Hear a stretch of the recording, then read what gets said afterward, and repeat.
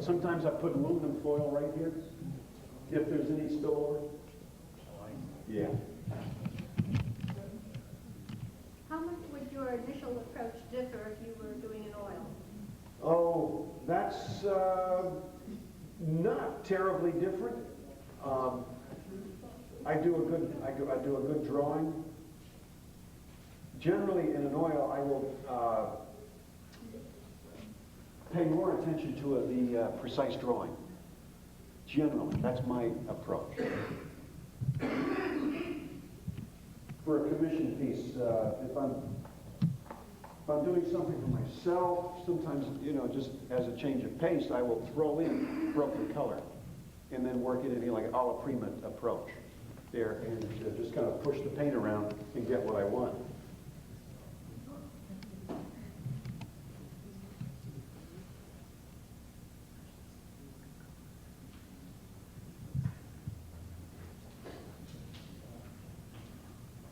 Okay, now I've gotten a real good feel here now for what direction this portrait's taking, and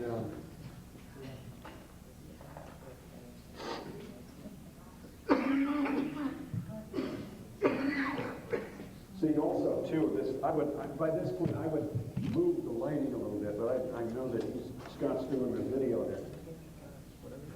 Yeah. See, as you go along,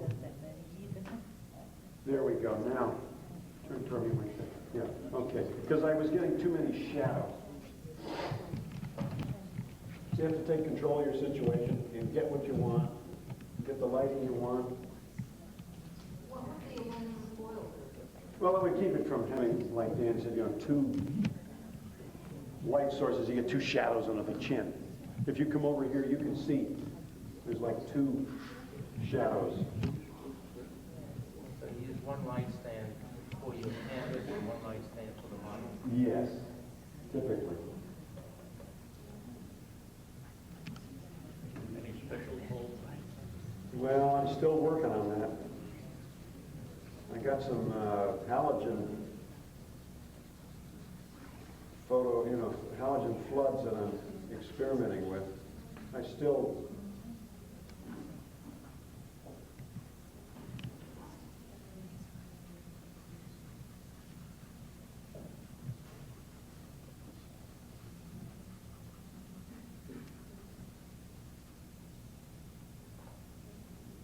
not thoroughly satisfied. But more often than not, I'll just use a 75 or 100 watt incandescent bulb. Yeah. Or North Light in my studio. But not fluorescent? I've used fluorescent at different times, yes. I have the color-corrected fluorescent. Yeah. But that seems to be this disperses things too much.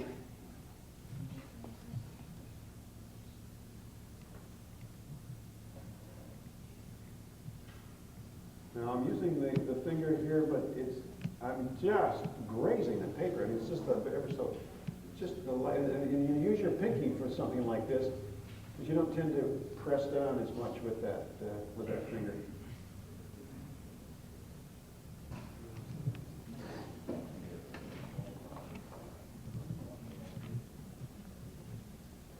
I notice her lip is fuller here on the bottom. It might be a little too pinky, so I'm going to put in the complement and neutralize it.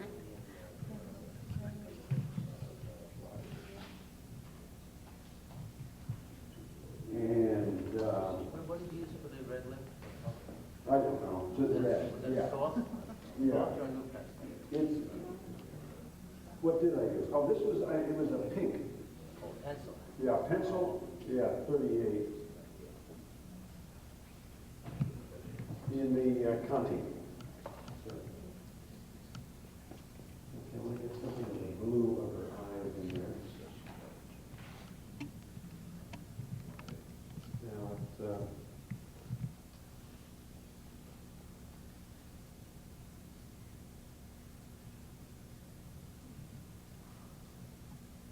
and you can make them dark. What color is that you're using? What's that here? What color is that you're using for the eye for color? It's a blue. It's a blue. It's a Grumbacher half stick. It comes in a set. Yeah, the paper's off. Yeah, no, I can't identify it. I just know it when I see it. Would you use those household bulbs for oils? Sure. Yeah, but you know, How do you see yellow? huh? How do you see yellow? How do I do what? See yellow. Yeah, well, you know, What's that, what, about 2,800 Kelvin? I know it. You have to, see, there's a caveat with that. You gotta be working under North Light to correct it. You really do. I don't want to give you any bad habits, but I just have not been able to locate a satisfactory color-corrected bulb. Neither have I mix lights. Do you? Yeah. Yeah, well, what I do is I have my North Light sometimes and an incandescent. And I'll take the portrait over to the light, the North Light, to make my adjustment. I got a good color chart, put it up on my easel, and I pulled it out with the lights until I was able to see each and every color perfect. The yellows stand out and the reds stand out nicely. Uh-huh. And the blues are not greenish. Yeah, I think that might be a wise thing. Yeah, right now I'm using these halogen bulbs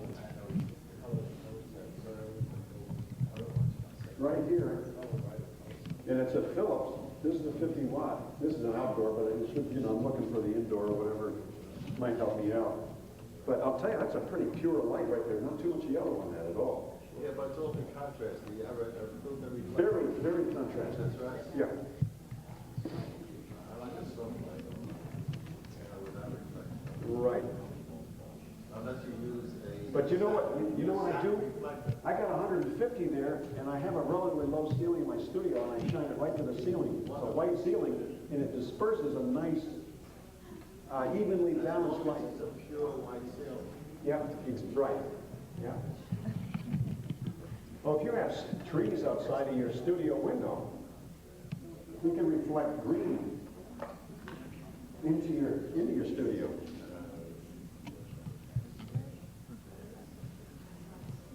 This is a charcoal color that I'm using here. Number 42 in the Conti. And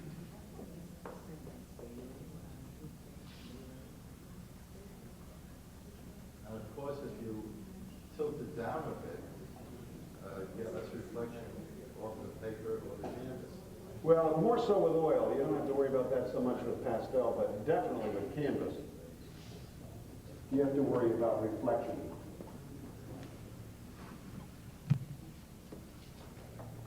Here, I had too much of a raking light that wasn't giving a pure color.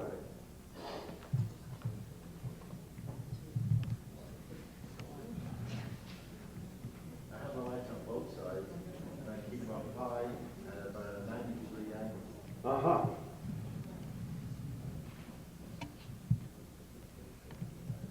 You don't get a shadow with your hand? No. Okay. Cancels each other out then from That's right. both sides? Yeah, that's good.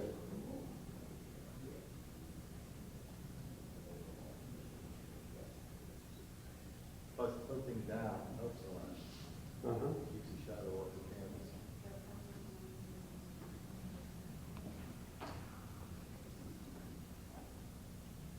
Ideally here, with Alexis posing like this, I could have another light coming in because the shadow is a little dense for me. It's a little heavy.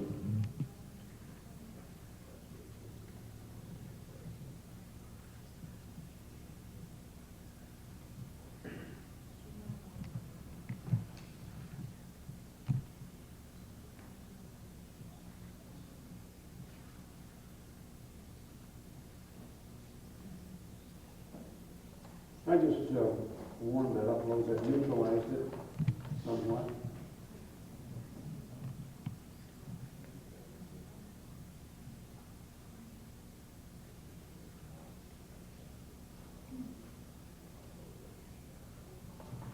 I see a little cool tone underneath her eyelid there, and the lower eyelid. I'm using a pastel gray, number 239. And it's creating, with the pinkish tone that I put on her cheek, it's coming out a little violet, which is, I think it's going to work fine.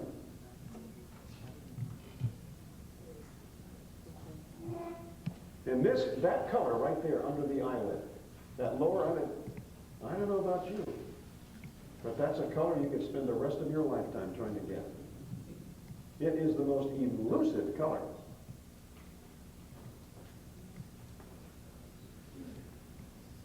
Has anyone ever found that to be true? This color right here under the lower eyelid. Huh.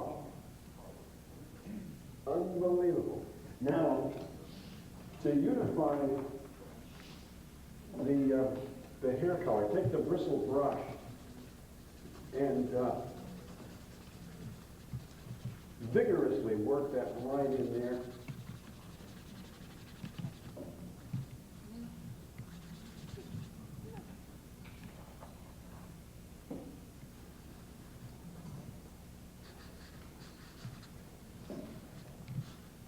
Did you start your career as an illustrator? No. No. I went right into doing Why not? fine art.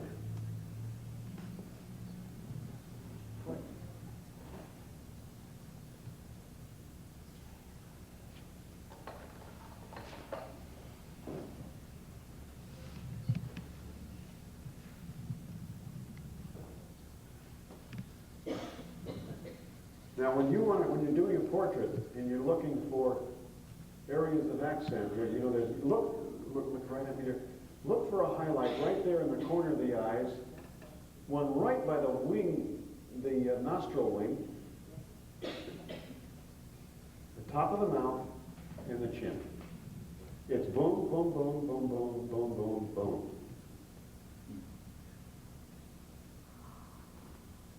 These are procedures, not formulas. Now it's up to you to adjust that highlight to its proper intensity.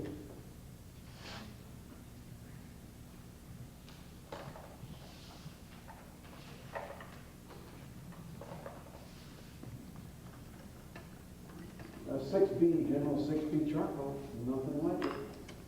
I find lots of uses for it. Which oils do you use?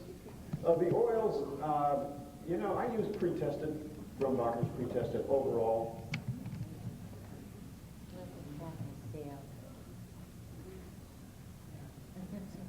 Really?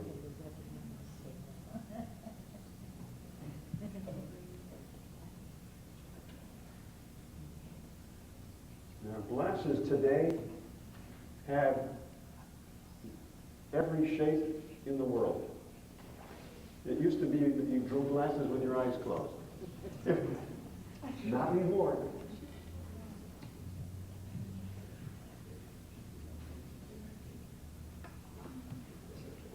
Now, you should never use black, like in a shadow area like that. Just don't do it. Without putting something over it that, well, you know, they'll never know you use it. You know? They'll never know if you cover it over with another color. But they're very often, you cannot find the proper color to use, so you have to mix. And so therefore, there's nothing wrong with helping yourself along there with a little black. Now see, her hair appears darker in this lighting, I think, than what it actually is. But it frames her face so nicely. You don't want to get too contrasty. How old are you, Alexis? 13? That's a good age, isn't it? Don't you find?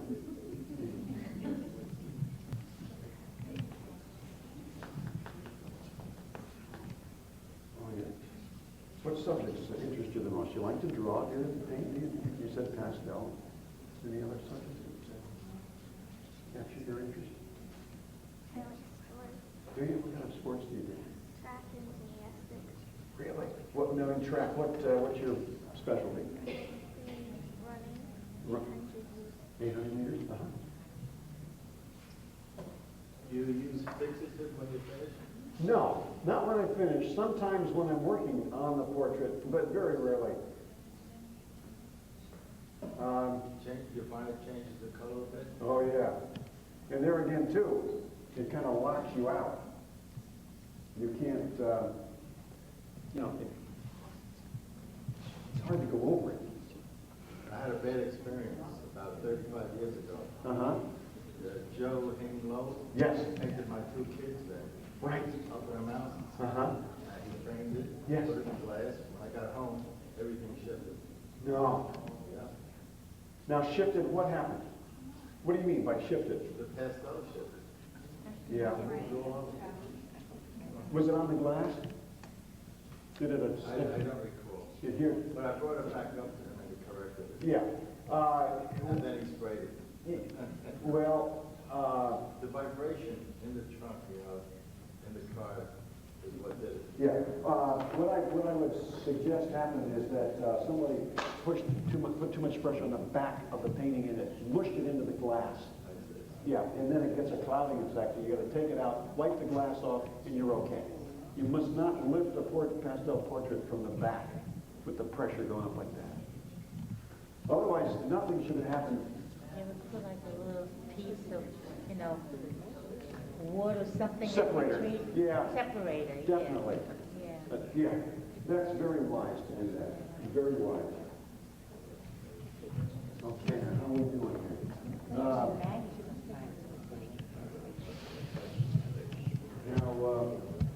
I'm just looking for a stump here to work this part of the hair in.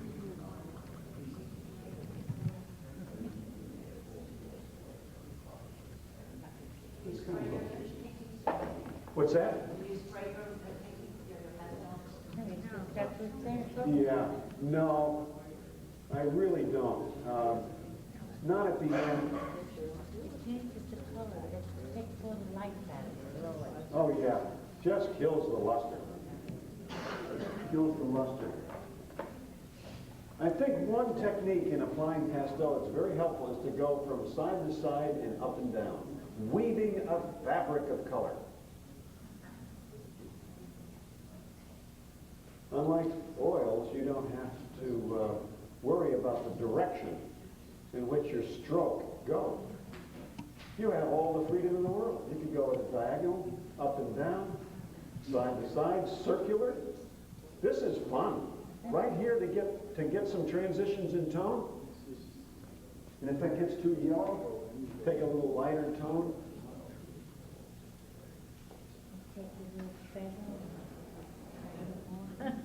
Experiment with just little circular movements. And then also little jerky movements like this.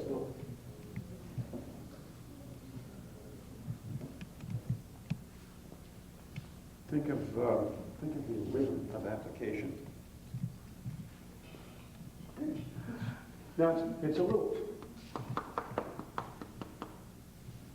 It seems to be a little too cool right here. Now it's going to change it too radically. Try the pastel. Try these gray sticks of new pastel. Oh, that's too cool. It's not gonna. That's just gonna. It's gonna keep it too cool. I've got to use something warmer, but not as intense. So I'm going to go to a little Mars Violet. Did somebody say lavender? Something of that nature.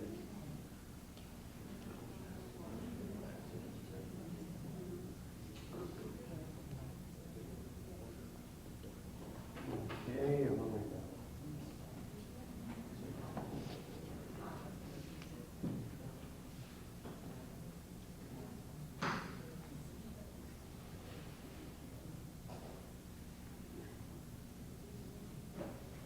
this. And now I feel this, I feel the momentum of the portrait building. And this is where it starts to get exciting. This is where you can begin to allow yourself to get a little more expressive. Sometimes it happens sooner or later. You don't know. But now I'm going to start to put it in overdrive here.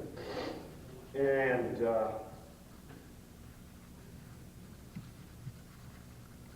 establish that shadow a little bit there. This right here is darker. There's a shadow that's being cast by the upper eyelid. Is that a Conti pencil also? That is. Yes, it is. That's a number 1. Number 1. Yeah. Very helpful. Very helpful. A little brownish tone. Okay. And now you don't want to make too much of the nostrils there with a younger person. Just keep those edges soft.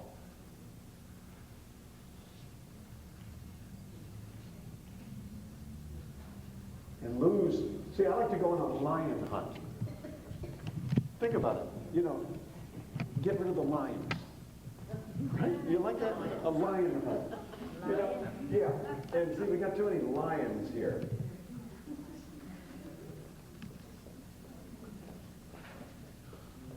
That came to me, and that showed me pictures of her trip to Africa, a safari she went on. You do that perpendicular to the lines. So You can do it perpendicular, sure.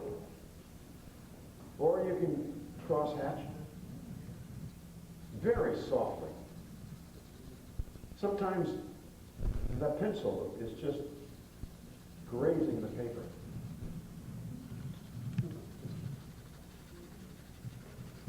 And this is too...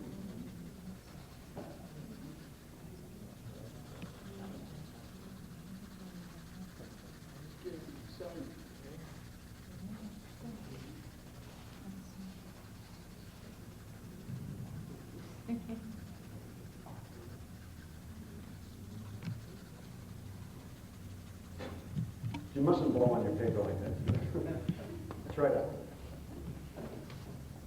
Try to tap, because you shouldn't breathe too much of that dust.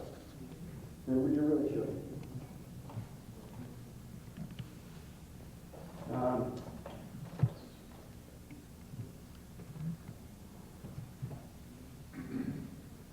Do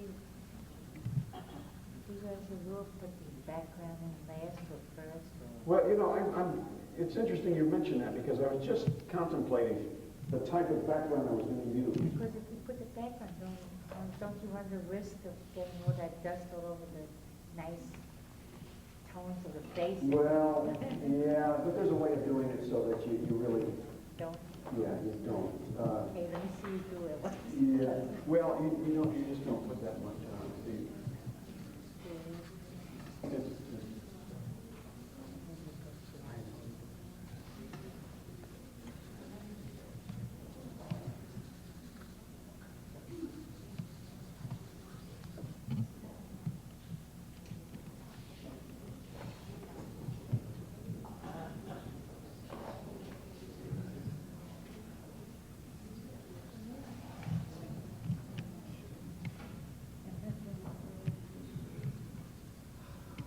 Being reviews chalk all day long, always, wouldn't you be better off wearing inexpensive masks? You know, it's $2. yeah, I've thought about it. Cover your nose. I've thought about it. There's a teacher by the name of, I think the first name was Judy Holiday. Have you heard of her? Judy Holiday. Yeah. Sure. She wouldn't let anybody use that class. Sure. Oh, wait, she's a teacher or what? Yeah, she's a teacher Yeah. at the museum. Uh-huh. Betty Holiday. No. Oh, Betty. Oh, yeah. Well, No chalk and no oil. what would you use? Ink.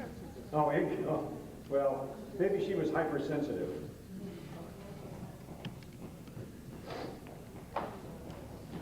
Now, I see that this nostril ring wants to come over just a little bit, but yet not too much. Actually, I'm doing it okay. That's all right. Now, the 6B is good for going in and getting a little definition to the eyes. Look right at me. That's it. Perfect.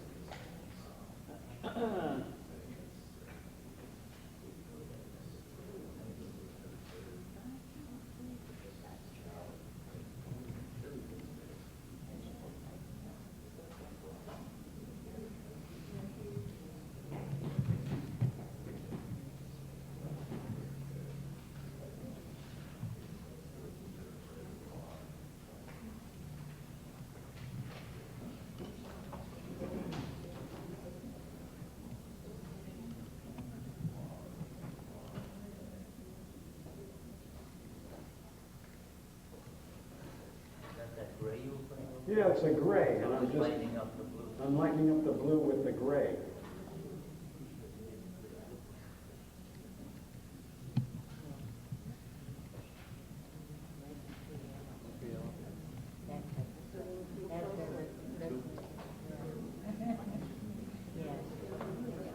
It's like looking at your work under a microscope, isn't it? It's horrifying. We're-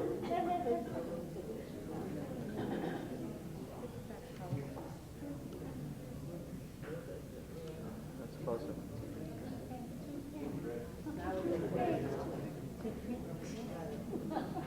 Yeah. It was all right the way it was.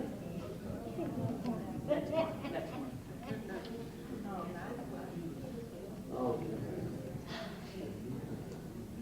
Sitting there.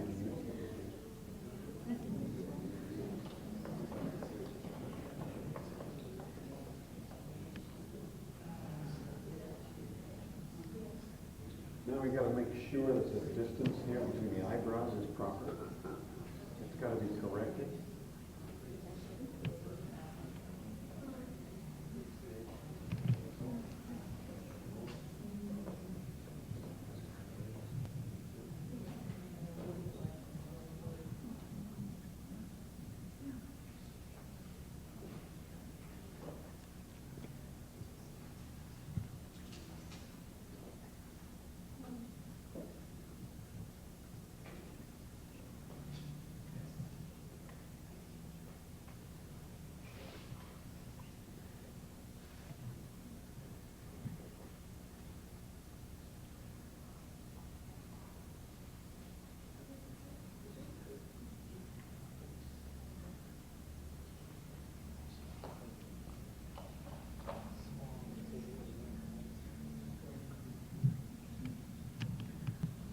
The only color I ever put in my mouth.